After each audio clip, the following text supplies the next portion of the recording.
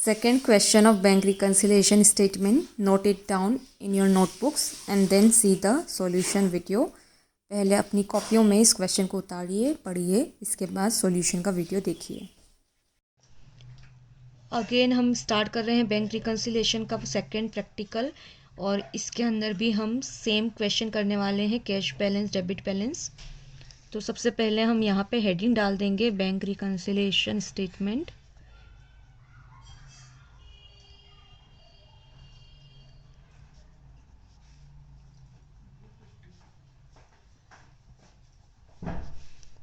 और यहाँ डेट डाल देंगे एज ऑन 31 दिसंबर 2016। अगेन सेम फॉर्मेट बनाना है हमें।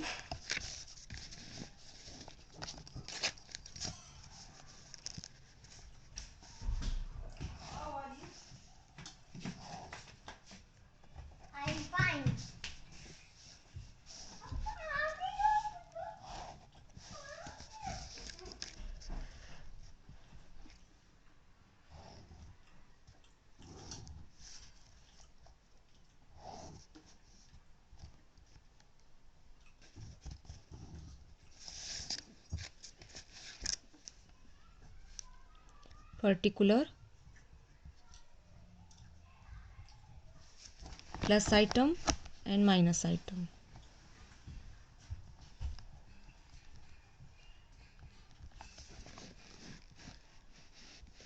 तो अगेन हमको क्वेश्चन में दे रखा है डेबिट बैलेंस कैश बुक का, तो यहाँ पे फिर से हम यही लिखेंगे, balance as per cash book.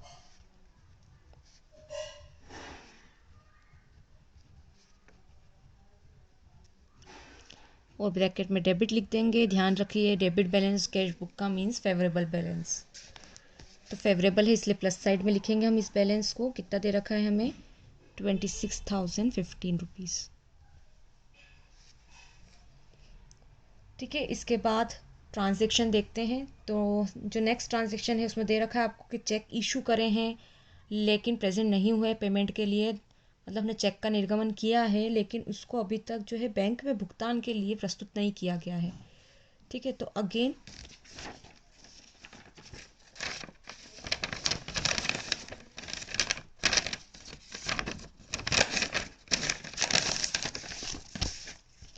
Rough work करेंगे। अभी हम कैश बुक और पासबुक सपोज कर लेंगे, और आपको दे रखा है अमाउंट 11,500 का, तो हम यहाँ 12,000 सपोज कर लेते हैं क्योंकि हमें अमाउंट हमेशा ज़्यादा लेना है। तो हम सपोज करके चलते हैं कि हमारी कैश बुक के अंदर 12,000 है और हमारी पासबुक में भी 12,000 रुपीज़ शो कर रहा है, इनमें कोई भी गड़बड़ नहीं है, दोनों मैच हो रहे हैं अभी। लेकिन अब क्या हो रहा है कि हमने चेक क्या करा है, इशू करा है पेमेंट के लिए। तो जैसे ही हम पेमेंट के लिए इशू करेंगे तो हम तो माइनस कर देंगे, क्योंकि हम तो ये मानेंगे कि भैया हमारे बैंक में से हम पेमेंट हो गया है और इसलिए बैंक अकाउंट का जो बैलेंस है वो कम हो गया है। तो यहाँ हम कैश बुक में 11,500 माइनस कर देंगे, तो हमारी कैश बुक के हिसाब से अब ये कितना शो करेगा? 500 रुपीज़ शो करेगा। लेकिन जैसे कि आपको लिखा हुआ है कि उसको प्रेजेंट नहीं किया गया है पेमेंट के लिए, उसका जो है प्रस्तुतिकरण नहीं हुआ है बैंक में भुगतान के लिए, मतलब पासबुक में जो बैंक एंट्री करती है वो कोई एंट्री नहीं करेगी। तो पासबुक आपकी अभी भी कितना दिखा रही है? 12,000 ही दिखा रही है।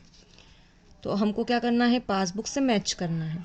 इससे मैच करने के लिए हम क्या करेंगे? जो कैश बुक का जो बैलेंस है वो पासबुक से मैच हो जाए, तो हम क्या करेंगे? 11,500 को क्या कर देंगे? फिर से प्लस कर देंगे। ठीक है, तो इसको अगर हम प्लस कर देंगे तो हमारा यहाँ पे जो 12,000 बैलेंस है वो मैच हो जाएगा पासबुक से।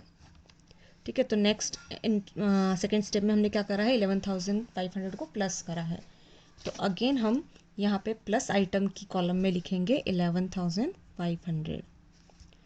ठीक है, और यहाँ हम लिखेंगे ऐड लिखेंगे क्योंकि हमने प्लस करा है। ठीक है, और यहाँ हम लिखेंगे check issued but not presented.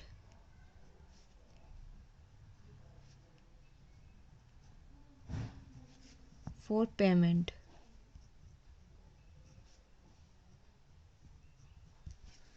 ठीक है, ये हो गया हमारा एक ट्रांजेक्शन। नेक्स्ट ट्रांजेक्शन देखते हैं।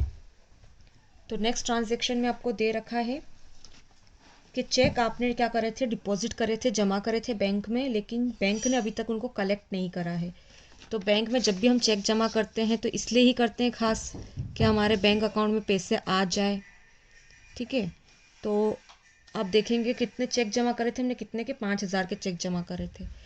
ठीक है, तो हम यहाँ सपोज करके चलते हैं कि हमारी कैश बुक में भी 6,000 दिखा रहा था पहले से और पासबुक में भी 6,000 पहले से दिखा रहा था, ये दोनों टैली थे।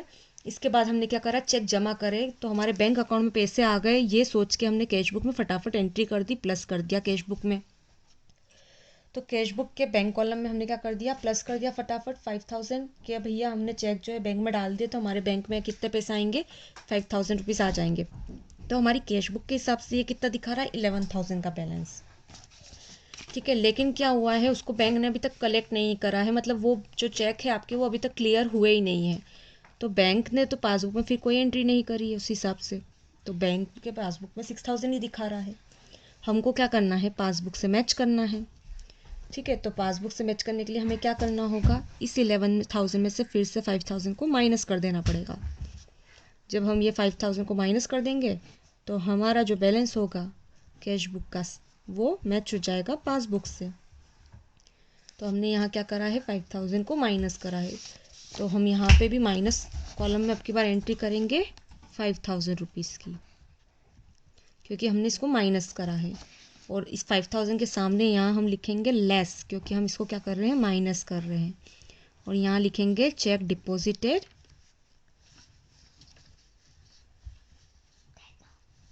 But not collected by bank.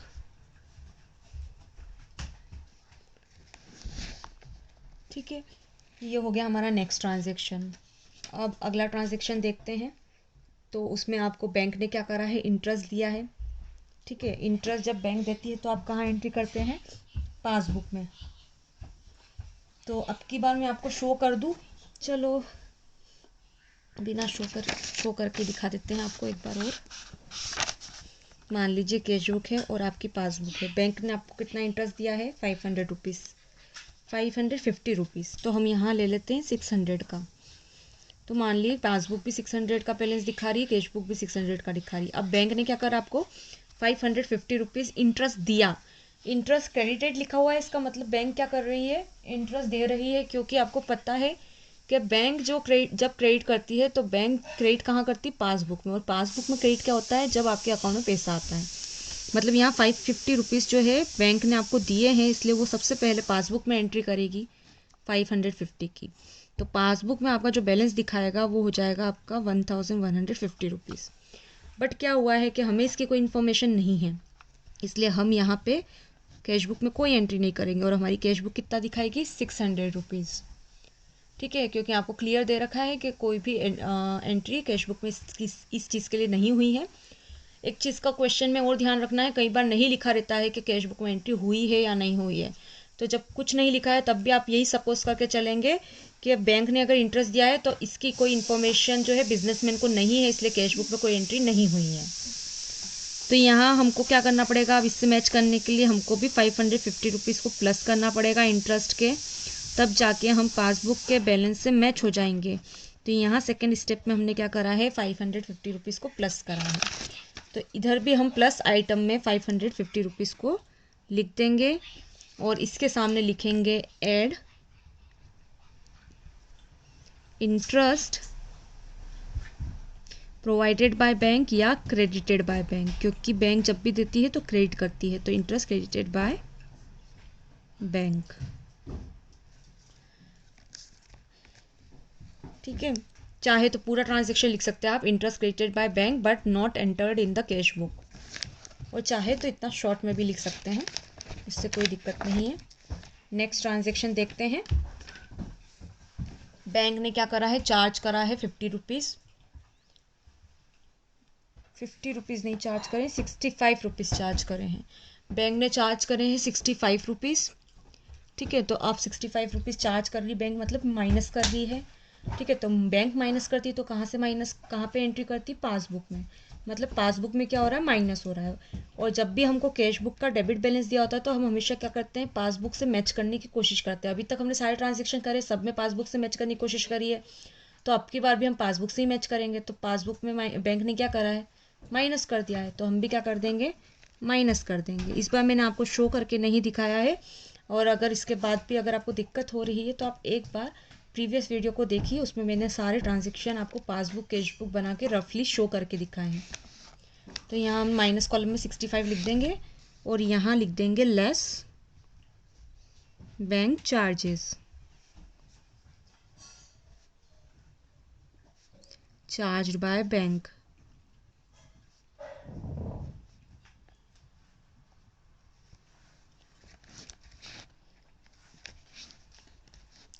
और एक सिंपल तरीका इसे याद रखने का ये भी है कि जब भी कैश बुक का डेबिट बैलेंस दिया हो, फेवरेबल बैलेंस दिया हो, तो जब भी इंटरेस्ट बैंक देती है तो आप उसको प्लस साइड में लिख देते हैं, और जब भी बैंक पैसा काटती है तो आप उसको माइनस साइड में लिख देते हैं। लेकिन ये प्लस साइड में और ये माइनस साइड में तब कब आएगा, जब कैश बुक का डेबिट बैलेंस हो। नहीं तो डेबिट नहीं होगा, वो क्रेडिट होगा, तो इसका उल्टा हो जाएगा। तो अब नेक्स्ट एंट्री देखते हैं। इनकम टैक्स जो है बैंक ने पे करा है हमारी तरफ से। कई बार जो है व्यापारी होता है वो बैंक से सर्विस लेता है, बैंक उसके बदले में उसके अकाउंट में से पैसे का जो पेमेंट है वो टाइम टू टाइम कर देती है, क्योंकि कई बार बिजनेसमैन भूल जाते हैं टाइम पे पेमेंट देना, तो वो बैंक को बोल देते हैं, बैंक उसके बदले में थोड़ी सी कमीशन लेती है बस। तो यहाँ पे बैंक ने जो है हमारी तरफ से इनकम टैक्स पे कर दिया है, ठीक है। तो बैंक ने क्या कर दिया, माइनस कर दिया है, और इसकी इन्फॉर्मेशन अभी तक हमको थी नहीं, तो हमने कैश बुक में एंट्री करी नहीं थी, ठीक है। यहाँ नहीं लिखा है तो भी आपको यही मानना है कि इसकी इन्फॉर्मेशन हमें नहीं थी, क्योंकि डायरेक्ट पैसा किसने काटा है, बैंक ने काटा है। तो मतलब बैंक ने तो पासबुक में माइनस कर दिया है, ठीक है। तो हम तो क्या कर रहे हैं, पासबुक को ही फॉलो कर रहे हैं, क्योंकि हमारा कैश बुक का डेबिट बैलेंस दे रखा है। तो हम भी क्या करेंगे, इसको माइनस ही कर देंगे, ठीक है। कितना माइनस कर देंगे, हमारा 3000, 3000 का जो है बैंक ने क्या करा है, इनकम टैक्स पे करा है, पासबुक में माइनस हो गया है, तो हम भी क्या कर देंगे, माइनस कर देंगे। इनकम टैक्स लेस लिख के income tax paid by bank. बस इसके बाद क्या करना है आपको, फिर से नीचे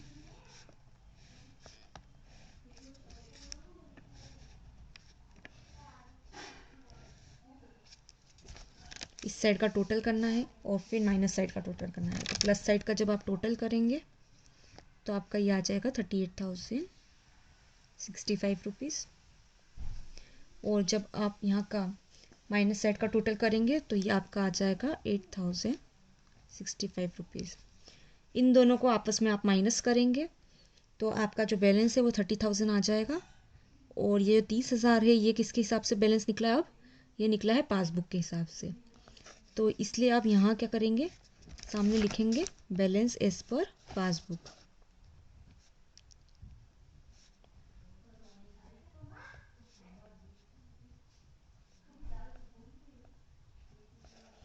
ठीक है। और देखिए प्लस साइड ज़्यादा है, फिर से प्लस साइड ज़्यादा है अगेन, तो प्लस साइड ज़्यादा है मतलब फेवरेबल बैलेंस है, ठीक है। जहाँ ज़्यादा होगा उसी के नीचे आप बैलेंस लिखेंगे। और फेवरेबल बैलेंस है तो पासबुक के हिसाब से फेवरेबल बैलेंस कौन सा होता है, क्रेडिट। तो ऊपर अगर कैश बुक का डेबिट आया है तो नीचे पासबुक का क्रेडिट आ जाएगा, क्योंकि और दोनों ही क्या है, प्लस साइड ज़्यादा है इसलिए फेवरेबल निकले हैं। अब ये जो है प्रैक्टिकल हो गया इसमें का एक, इस सेम टू सेम प्रैक्टिकल हम जो है सिर्फ अमाउंट का डिफरेंस था वो हमने पहले वाले वीडियो में देखा था। ये जो है आपकी अच्छी ज़्यादा प्रैक्टिस के लिए मैंने 2 प्रैक्टिकल दिखा दिए हैं। अब नेक्स्ट टाइम जो है हम नया प्रैक्टिकल करेंगे, जिसमें आपको balance as per cash book तो दिया होगा, लेकिन डेबिट की जगह क्रेडिट बैलेंस दिया होगा। मतलब यहाँ फेवरेबल था, तो अब नेक्स्ट जो हम करने वाले हैं वो अनफेवरेबल बैलेंस का करने वाले हैं।